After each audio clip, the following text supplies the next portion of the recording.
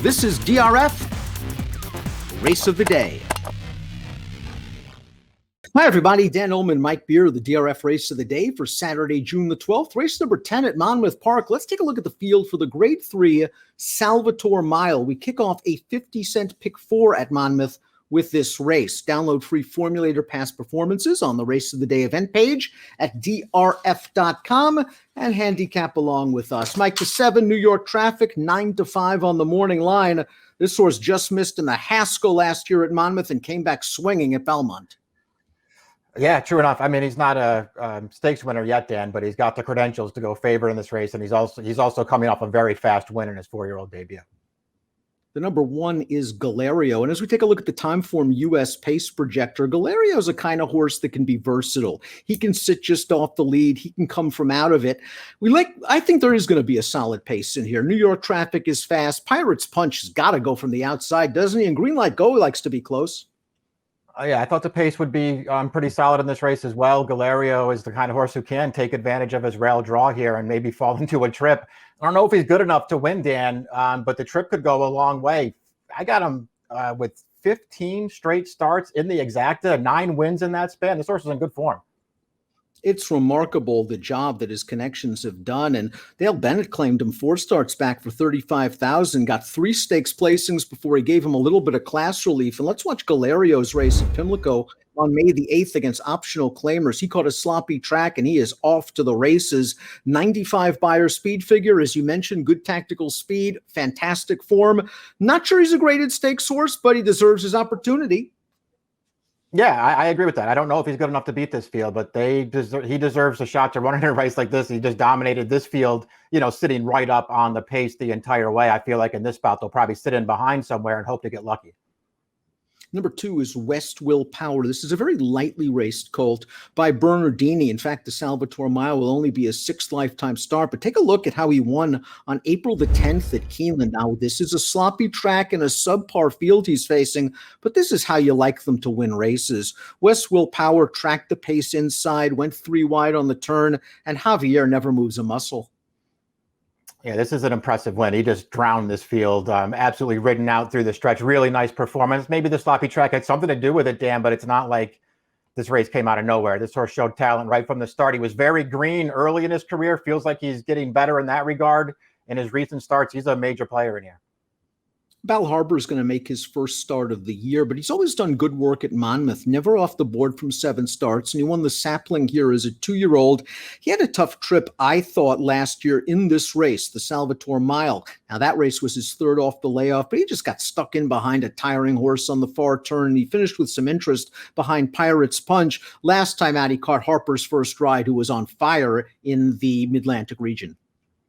Probably needed that layoff that he finally got after his most recent start. Dan, he comes back a fresh horse in here. He's got the back races to be really, really tough in here. Another horse who it feels like if the pace is fast, it's probably not going to bother him. Listen, he hasn't won a race in a really long time, but he's clearly good enough to beat this field.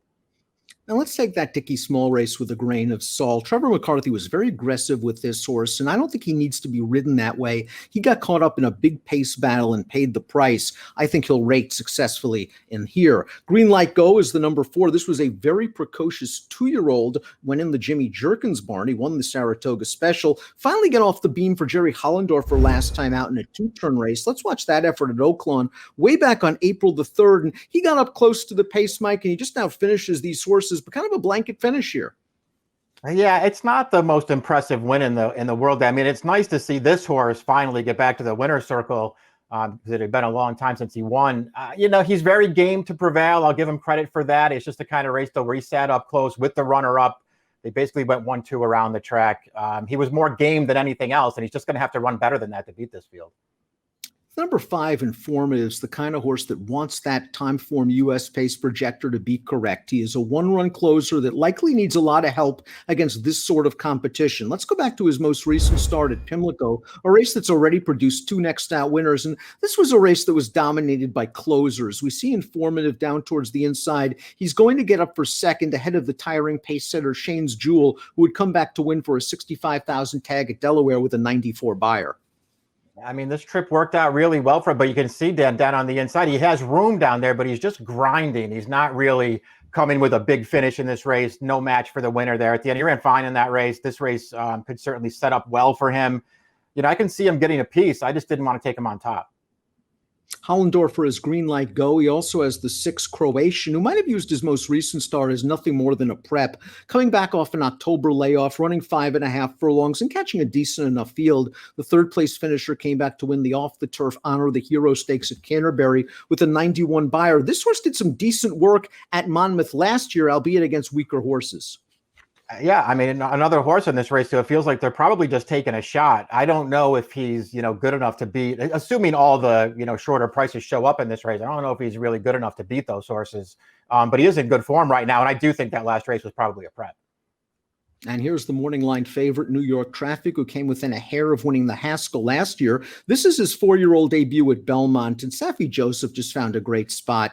2 other than New York bred optional claimer. Let's watch New York Traffic just put the boots to this field and earn a career best 103 buyer speed figure. We know 2 turns isn't an issue for him. I kind of like him at these middle distances, Mike. Yeah, I do too. I think the mile, it's a 2-turn mile, but I think the mile is a good distance for this horse. Listen, he didn't face anything in this race, Dan, but this is the way you wanted to see him win. The pace was pretty quick. He kept right up with it, won this race as he pleased through the stretch with a big figure. Again, he's not a stakes winner yet. I mean, his only 2 wins since Safi Joseph took over bet and allowance races, that one against New York breds, but he's run plenty of races that are just supposed to make him really, really tough in here. I think you can make the argument that Todd Pletcher's number 8, Basin, is a bit dirtied up. A grade 1 winner as a 2-year-old, grade 1 placed at 3. He ran in the Amsterdam 3-back over Muddy Going, Mike, first time for Todd, and it was a race that was better than it looks on paper, I think, because Yaupon just completely controlled the pace up front, and Basin never stopped trying. He won the Sir Shackleton in his seasonal debut, and he just caught a tough field last time out in a race where there just wasn't any real closing. Yeah, he didn't run poorly. I still don't know how good that race was last time at Churchill, but he didn't run poorly in there. It was just one of those races where the whole field lined up at the top of the stretch, and he was one of them. He was in with a chance. It felt like he wasn't ever getting there, but he also had a horse drift over on him late. He had to steady and then alter course. Maybe it cost him something. I don't know, Dan. I really ultimately didn't know what to do with this horse. I know that there was, a big thing of, everybody sort of waiting for him to turn back last year. And I guess you could argue that he turned back successfully. I don't know if I necessarily feel that way. I don't think he got any better at all when they cut him back to sprint at the end of last year. We'll see. I feel like his route races were fine early last year, and I have no problem with them trying the 2-turn mile here. War Stopper is also trained by Todd Pletcher, and the number 9 War Stopper has always hinted at ability in lower class races. They've jumped him up into grade stakes company. He's ran fine, not great, the best being the Challenger 2 starts back where he saved ground and just couldn't get to the red hot Last Judgment, who recently won the Pimlico Special, and the Ghost Sapper last time out, wide throughout, but never picked up his feet.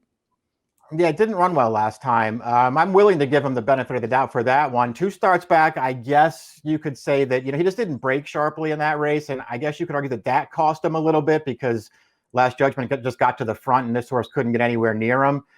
I mean, I don't know. I still think he has some potential. I guess the real problem with him is, Dan, it feels like he's at his very best when he can make the lead. And that's going to be tough to accomplish in here.